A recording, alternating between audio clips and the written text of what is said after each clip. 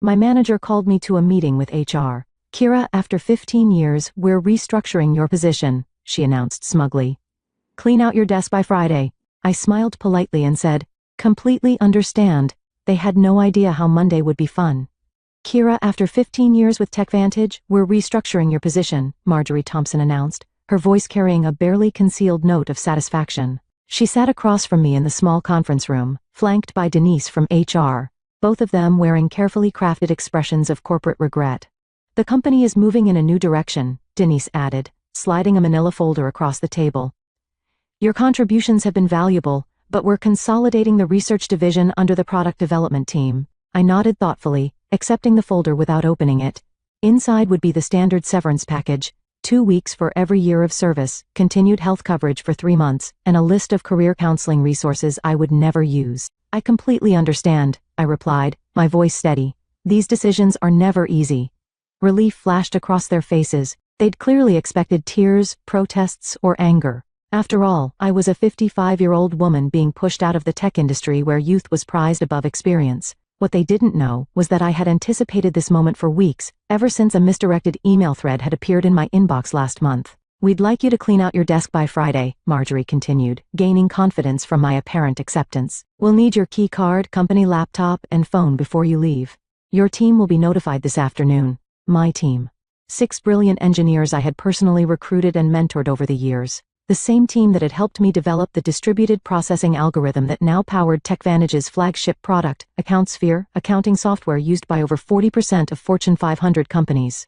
"Of course," I said, rising from my chair. "Is there anything else?" They exchanged glances clearly thrown by my composure. Marjorie recovered first. "That's all for now. Thank you for making this professional." As I walked back to my office, I passed the glass-walled conference room where the executive team was meeting. Through the transparent barrier, I could see CEO Victor Lawson gesturing animatedly at a PowerPoint presentation titled Q3 Revenue Projections, the same Victor Lawson who had taken credit for my algorithm at last year's industry conference, referring to me only as one of our research team members. I closed my office door and pulled out my personal phone, sending a single text message. "It's happening. Friday is my last day." The response came immediately. "Perfect timing. Contracts are ready. Dinner tonight to finalize details?" I smiled as I looked at the calendar on my desk.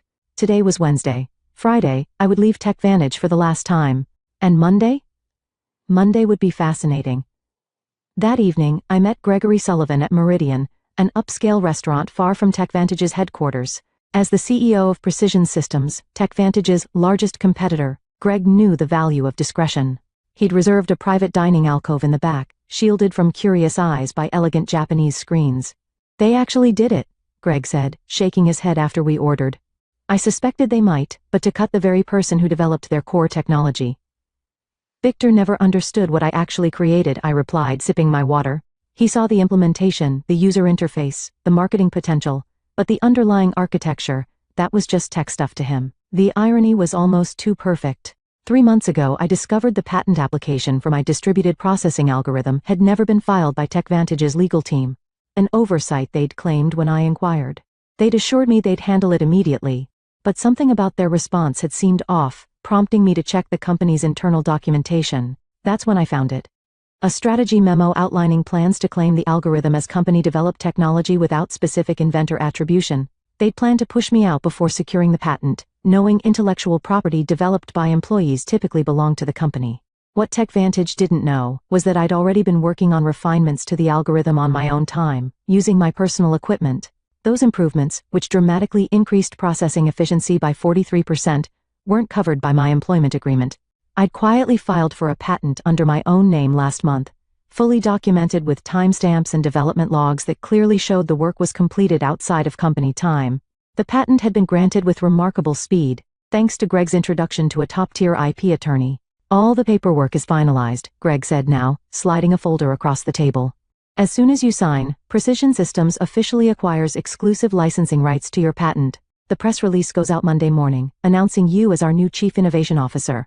I reviewed the documents carefully, though I'd already memorized the key terms: a 7-figure signing bonus, substantial equity in Precision Systems, and ongoing royalties from all products using my algorithm. "What do you think Victor's face will look like when he realizes what's happened?" Greg asked, unable to hide his satisfaction at the prospect. I'm more concerned about my team, I admitted. They don't deserve to be caught in the fallout. Greg nodded. Already addressed. We have positions for all 6 of them if they're interested. Senior roles with significant raises. I signed the final page and closed the folder. In one elegant move, I had secured my future, protected my team, and for my work. To new beginnings, Greg said, raising his glass. And to owning your own value, I added, clinking my glass against his. Thursday and Friday passed in a blur of exit interviews, knowledge transfer meetings, and saying goodbye to colleagues. I maintained my professional composure throughout, even as rumors spread across the company. Administrative assistants gave me sympathetic glances in the hallways. Junior developers approached awkwardly, asking if I'd provide LinkedIn recommendations before I left. I documented everything meticulously. Every project, every password, every process, knowing full well that TechVantage would soon discover just how thorough they needed me to be. My decision to leave comprehensive transition notes wasn't kindness, it was evidence. Evidence that I had acted in good faith while the company had not. During my final exit interview on Friday afternoon, Denise from HR went through the standard checklist with mechanical efficiency. You understand that any intellectual property developed during your employment remains the property of TechVantage, she stated, pushing a non-disclosure agreement across the table. Of course, I replied pleasantly. Anything developed within the scope of my employment using company resources during company time. I emphasized those qualifiers slightly, but Denise was too busy checking boxes to notice. And you affirm you have no copies of proprietary company information? I have taken nothing that belongs to TechVantage, I confirmed truthfully. The patent was mine after all. As I packed the personal items from my desk, family photos, a collection of conference badges marking 15 years of industry events, the coffee mug my team had given me last Christmas, Marjorie stopped by, leaning against my doorframe with artificial casualness. I just wanted to check that everything's clear for your departure, she said, watching me place items into a cardboard box. Crystal clear, I replied, wrapping a small award I'd received for the very algorithm now at the center of my plans. The irony wasn't lost on me as I carefully placed it between layers of tissue paper. You know, Kira, these restructuring decisions are never personal, Marjorie continued. Victor feels the company needs to move in a more youthful direction. I looked up, meeting her gaze directly. I understand completely. Business is business. Something in my tone made her pause. For a brief moment, uncertainty flickered across her face, but she quickly dismissed it. What could a soon-to-be unemployed 55-year-old woman possibly do? Will you be taking some time off? She asked, an artificial note of concern in her voice. Actually, I already have something lined up, I replied. I start Monday. Oh. Surprise crossed her features. That's fast? Anything interesting? I smiled. Very. A leadership position. I'm quite excited about it. She nodded absently, already mentally moving on to other matters. Well, good luck with that. As I walked out of TechVantage's glass headquarters for the final time, keycard surrendered and personal belongings in tow, I took a moment to look back at the building where I'd spent 15 years of my career. On the top floor, I could see the executive conference room lit up for an evening meeting, likely discussing how to redistribute my responsibilities among younger, less experienced, and significantly less expensive staff. Little did they know that in less than 72 hours, that same room would be hosting an emergency crisis meeting instead. Monday morning dawned bright and clear. I dressed carefully in my new charcoal suit, a power outfit I'd purchased specifically for this day. The Precision Systems town car arrived precisely at 7:30 a.m. to take me to their headquarters, where I'd start my first day as Chief Innovation Officer. The press release went live at 7 a.m., Greg informed me, as I settled into my new corner office with floor-to-ceiling windows. Industry newsletters are already picking it up. I've got the communications team monitoring reactions. The announcement had been crafted with strategic precision. Precision Systems acquires exclusive rights to revolutionary processing algorithm. Welcomes creator Dr. Kira Jennings as Chief Innovation Officer. It detailed my background, emphasized my role as the sole inventor of the patented technology, and outlined how Precision Systems would be integrating the algorithm into their next generation of products. Most importantly, it clearly stated that any company currently using the technology would need to negotiate licensing agreements with Precision Systems moving forward. At precisely 9:15 a.m., my phone lit up with the first text from my former team at TechVantage. Complete chaos here. What did you do? It was from Miguel, my lead developer. I smiled, typing back, check your personal email, all 6 of you have offers waiting. Meanwhile, 8 miles away at TechVantage headquarters, the scheduled Monday morning executive meeting was undergoing a dramatic transformation. According to Miguel's play-by-play updates throughout the morning, Victor had arrived at the office to find the company's general counsel and chief financial officer waiting at his door, both ashen-faced. The industry announcement had hit their inboxes simultaneously, setting off immediate alarms. By 9:30 a.m., what should have been a routine start-of-week meeting had morphed into an emergency crisis session. Board members were calling in remotely. The legal team was frantically reviewing my employment contract and the documentation around the algorithm's development. "They're pulling every file with your name on it," Miguel reported. "Someone just wheeled in all the servers from the research division for the tech team to analyze." I could picture the scene perfectly. Victor pacing the conference room, demanding explanations from Marjorie and the legal department. The stock would already be responding to the news. Investors hated uncertainty, and the announcement had created plenty of it. At 10:45 a.m., I received an email from Victor himself, the desperation practically emanating from my screen. "Kira, there appears to be a misunderstanding. Please call me at your earliest convenience to discuss." I forwarded it to Precision Systems' legal team without responding. By noon, the industry was buzzing with speculation. TechVantage's stock had dropped 7% since the market opened, while Precision Systems had seen a 12% increase. 3 different technology journals had requested interviews with me about the strategic coup that had shaken the accounting software industry. "How are you feeling?" Greg asked, stopping by my office as I settled in. "Validated," I replied honestly. 15 years of watching others take credit for my work, of being told I should be grateful just to have a seat at the table, and now, finally, recognition. My new executive assistant appeared at the door. "Dr. Jennings, the development team is ready for you in the main conference room," and she hesitated. "TechVantage's CEO has called 4 times in the last hour. Please let him know I'm in meetings all day," I replied calmly. "I'll have our legal team reach out to discuss licensing options later this week." As I walked toward my first meeting as Chief Innovation Officer, my phone buzzed with another update from Miguel. "Board just called emergency session. Victor looks like he's about to explode. P.S. My team and I accept your offer. When can we start?" By Tuesday morning, the full impact of my departure had become clear to everyone at TechVantage. Their flagship product, AccountSphere, relied entirely on my algorithm to process the massive datasets that gave it an edge over competitors. Without licensing rights to my patent, they faced 2 equally unpalatable options: negotiate with Precision Systems or rebuild their core technology from scratch, a process that would take years and millions in development costs. "Victor has called an all-hands meeting for 2 p.m., Miguel texted. It was his last day at TechVantage. He and the rest of my former team would be starting at Precision Systems next Monday. Rumor is they're going to try to sue you." I forwarded his message to our legal department, who responded almost immediately. "Let them try. Your documentation is impeccable. Development logs, timestamps, personal equipment usage, all clearly established. We've prepared for this scenario." Meanwhile, I was settling into my new role with remarkable ease. The respect I received at Precision Systems was a stark contrast to my final years at TechVantage. When I spoke in meetings, people actually listened. My ideas weren't repackaged by male colleagues and presented as their own. My age and experience were viewed as assets rather than liabilities. "The engineering team is implementing your efficiency improvements," Greg informed me during our afternoon briefing. "Early testing shows a 51% performance boost, even better than we projected." I had several refinements I never shared with TechVantage, I admitted. After I discovered they were planning to eliminate my position, I saw no reason to give them my best work. "Their loss, our gain," Greg replied with a satisfied smile. "Speaking of which, the first licensing inquiry came in this morning, not from TechVantage yet. They're still in denial. But from Dataflow Systems, they're worried about being caught in the crossfire." At 3:30 p.m., Miguel sent a detailed account of Victor's all-hands meeting. The CEO had tried to project confidence, assuring the staff that TechVantage would vigorously defend our proprietary technology, but the anxiety in the room had been palpable. Several employees had already updated their LinkedIn profiles, sensing the company's vulnerability. Marjorie looked like she was about to faint when someone asked directly if they'd failed to secure the patent, Miguel reported. Victor cut the question period short after that.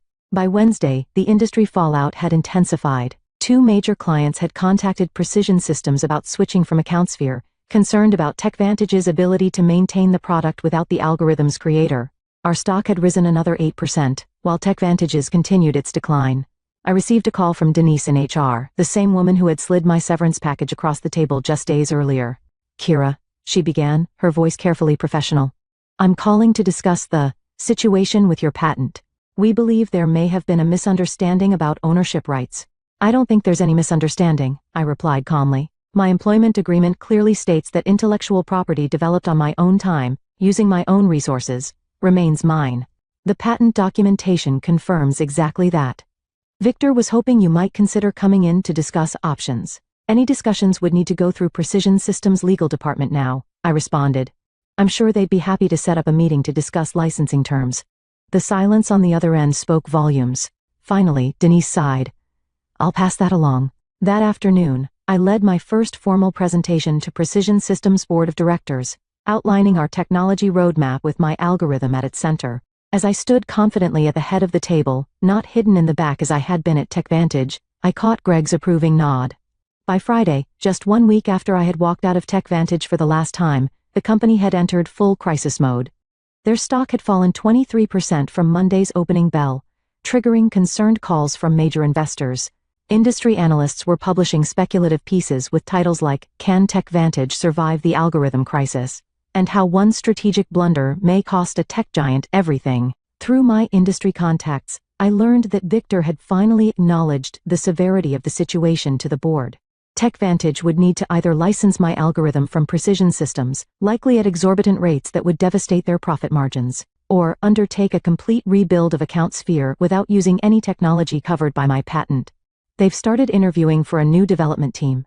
Miguel informed me during our Friday video call, where we discussed his upcoming transition to Precision Systems. Victor's claiming they can recreate the functionality in 6 months. I couldn't help but laugh. The original algorithm took me 3 years to perfect, and that was with intimate knowledge of the problem space. Exactly, Miguel agreed. Nobody's believing the timeline, especially after your team posted their resignation letter simultaneously. The knowledge drain is massive. That afternoon, TechVantage's attorneys finally reached out to Precision Systems to open a dialogue about potential licensing arrangements. Our legal team, following the strategy we had developed, responded with terms that were technically fair but strategically painful, 3 times the standard industry licensing rate.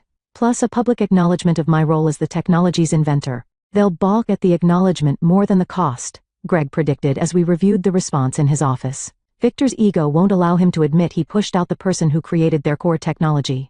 Then they'll have to rebuild, I replied. And every day they spend trying to replicate my work is another day we extend our lead in the market.